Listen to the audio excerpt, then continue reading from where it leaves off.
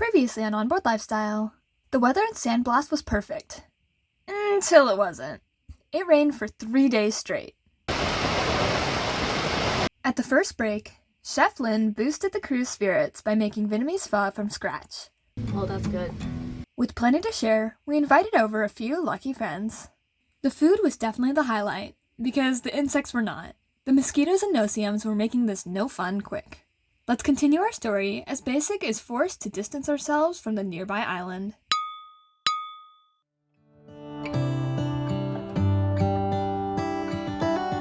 How come the stars come to shine when it's dark from so far away? Show us where we are. What makes the sun go to sleep every night, and what's it dreaming of? I wonder.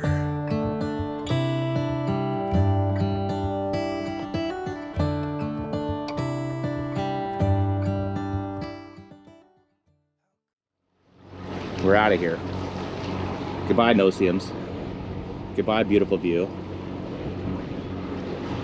Gotta watch these reefs on the way out. There's quite a bit of them.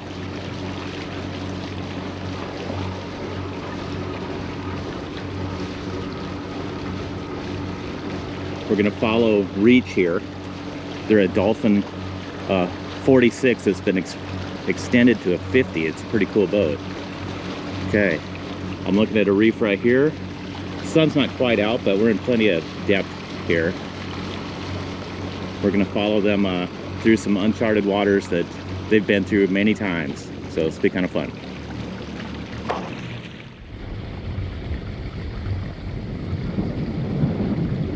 We first anchored on the west side of Hollandaise Keys and went over to the swimming pool and anchored right off of Isla Banadup here.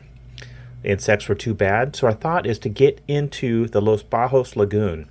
It's got some distance from any island, so we can anchor right out in here and let the insects simmer down for a bit. The problem is we're going to be coming out through here and have to navigate through this mess right here. That looks a bit like this. Well, this is it. We'll be coming in on this approach right next to this island, and then cut in and just kind of weave our way through these bommies and get into the anchorage.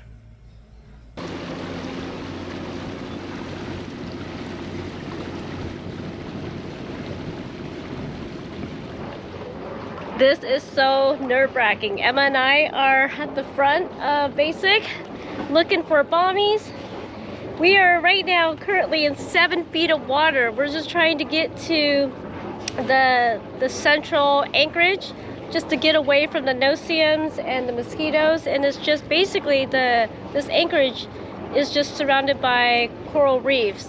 There's no islands really around us, so hopefully the bugs will be gone. But it's kind of eerie knowing that the depth is only 7 feet so far, and there's not really good charts. We're using Navionics, obviously, and then also we're going by the Bauhaus charts as well and OpenCPN. But still, even though we know that we can navigate through here, our friends are ahead of us, and they've been in here before. It's still weird. It's still weird, but it looks like we're getting into some deeper waters. Yeah, it looks like it's getting better. But man, it was shallow. Still where it is.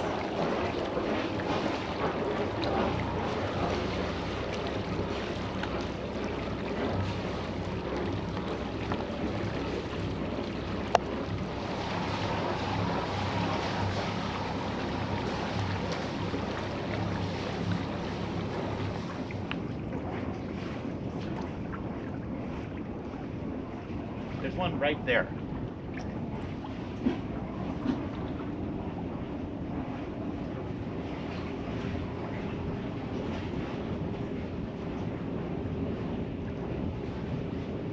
After successfully navigating the labyrinth of bommies, our next challenge is to center Basik over a sand patch, allowing ample room to swing without getting too uncomfortably close to the reef to the north and the coral heads that are randomly placed throughout the anchorage.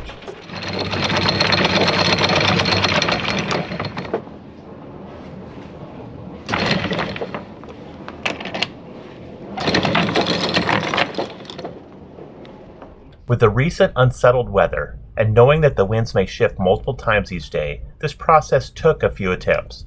But ultimately, we found a good safe spot and settled in for the evening. Our time in the Bajos Lagoon was very boring. We anchored so far away from any island that there wasn't really anything to see. So we just took this time to heal. All of us. Especially the captain, because whatever he had in Portobello a few weeks back had relapsed and hit him once again. So we are now day 6 of Teal's illness, and we're not really sure what's going on. He has so far shown or experienced high fevers, body chills, headache, nausea, upset stomach, and just he's been sleeping. He's been sleeping now for almost 6 days straight. I mean, he'll get up for a couple hours, actually an hour at a time, and go right back to sleep again. We did move to a different anchorage just to get into an area where there wasn't so many no-see-ums and mosquitoes. We're hoping that it is not dengue. Emma and I also had a bad reaction, but not nearly as bad as Teal. We probably, between the 3 of us, have 500 bites, and it is driving us crazy. It is hot, it is humid, and it was really unbearable at the last anchorage because of the mosquitoes and no-see-ums. So Emma and I are trying to keep our spirits up. She has decided that we're going to do a little sip and paint and just have a girls' day while Teal is recovering from whatever it is that he's trying to recover from. I just, I mean, let's say worst case scenario, it is dengue.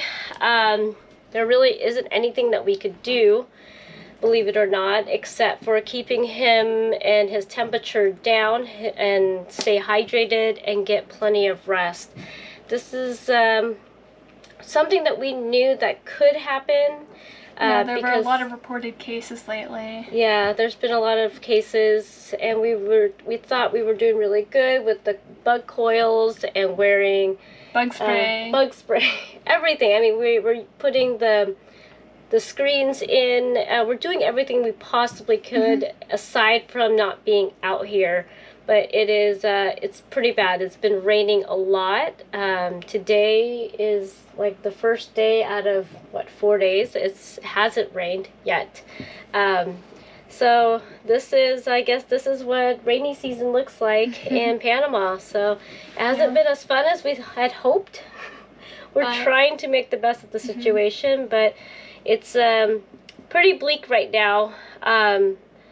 Because I just don't know what's going to happen with Teal. I mean, I'm sure he's going to be fine, but it's just a waiting game. It's just trying to see how he does. I mean, hopefully his body can fight this and he'll get over it soon. But I mean, poor guy, he's just been sequestered in the hot cabin with the mosquito net.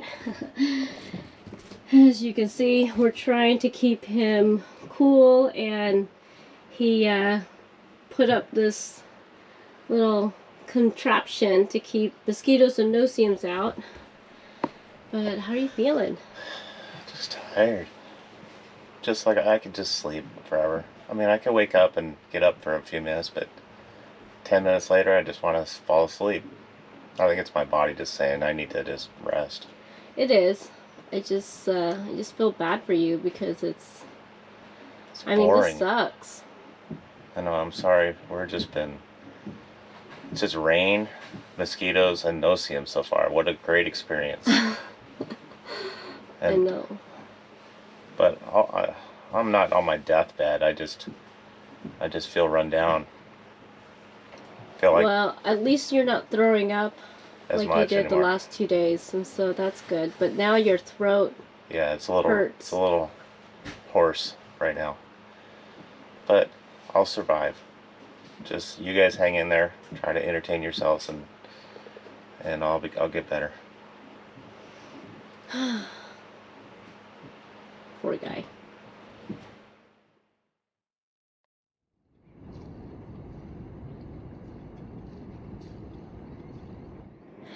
We have now been in San Blas for the past month. Feels like actually even longer, but that's beside the point. You guys know that we left Shelter Bay about a month and a half ago. From there we went to Portobello, where of course Teal gets sick, and I'm trying to keep him on a pretty bland diet just because of his nausea, and I don't want to see him throwing up because his throat has some issues too. So I've been keeping him on a mashed potatoes and gravy kind of diet. I'm trying to look for things that's not acidic. He's off of carbonated water. Just all these things that can maybe exacerbate his symptoms. But that doesn't mean that he is a good patient, because he has been complaining. You guys know Teal, he does not like to have the same thing over and over again.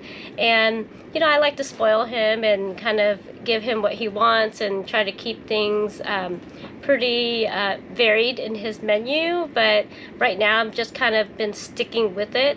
And so, there's not a lot for me to make, especially since we have been out here for over a month, and so our resources are getting quite limited in the sense that I don't really have a lot of choices. Everybody said that being out here is not a big deal because really you can get anything. You can order online through PriceSmart and get your supplies delivered, not a problem. There's actually supposed to be a veggie guy or a veggie boat that comes out once a week with all their local produce, and you can purchase from there. And I think that still happens, but it's also off season, so we haven't seen anybody yet.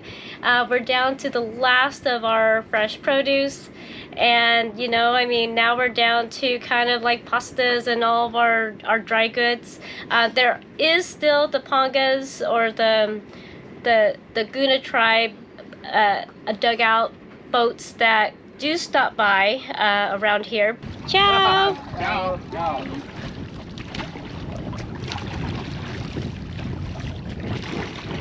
But they're selling their fresh caught fish, lobster, and also their molas. They're beautiful. Thank you. You're a busy man. Yes. So aside from that, they're actually asking us for supplies.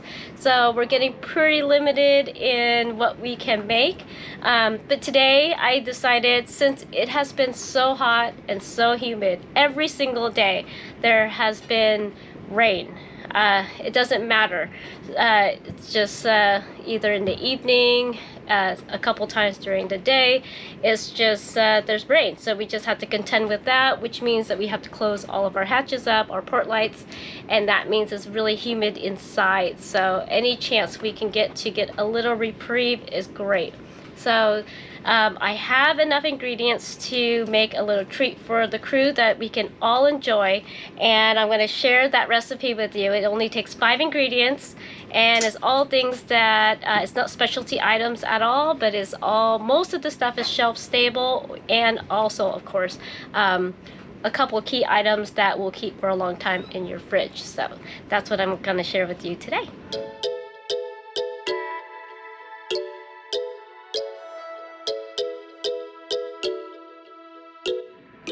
So this is it. I'm going to show you guys how to make, I guess it's my version of a peanut butter mousse, but when frozen, becomes peanut butter ice cream. And this is not the time to use natural peanut butter. You want the plain old stabilized, Skippy, Jif, whatever, creamy. You can do chunky, but I prefer the creamy for this one because if you're going to be doing a mousse, you want things to be smooth, obviously. And then with Teal's throat situation, you want it so then he can't choke on anything. And then there's powdered sugar, cream cheese, and then these are my favorite. These are shelf-stable whipping cream. I used to get these in the States, and they happen to have it here in not Mexico. Panama. So most of these places will have shelf-stable items, and they whip up really nicely. You just have to make sure to keep these things chilled in the fridge before you whip it up, and they will work just like heavy whipping cream. And that's it. Oh, and a little salt.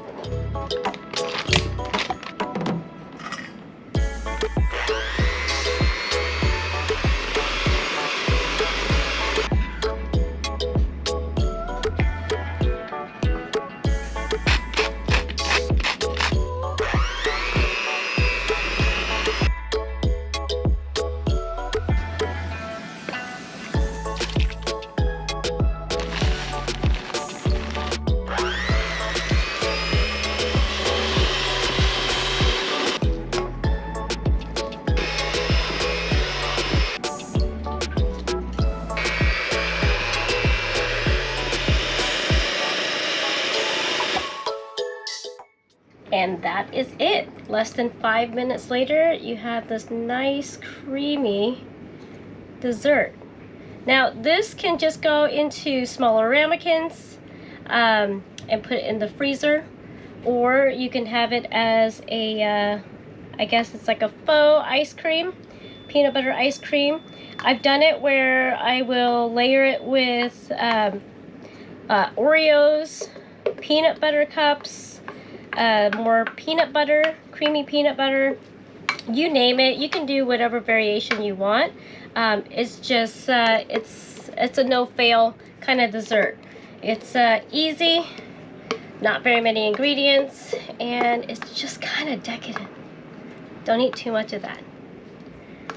So not gonna get all of this in here, but these will freeze up nicely for tonight, and I think that the crew is going to enjoy the heck out of it. And as if on cue, Emma is always up for volunteering to do dishes. Yep, I'm gonna go do the dishes. Yeah, she's gonna do the dishes. So I think that Teal is gonna be happy with his mashed potatoes gravy and a little dessert.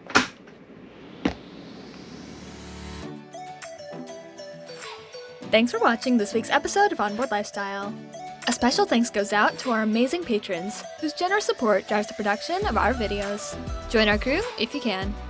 So far, our Sand Bus experience has been just a bit discouraging, but this crew has high hopes that we'll see sunny, healthy, bug-free days from now on. Come back next week to see if things turn around for us. See you then!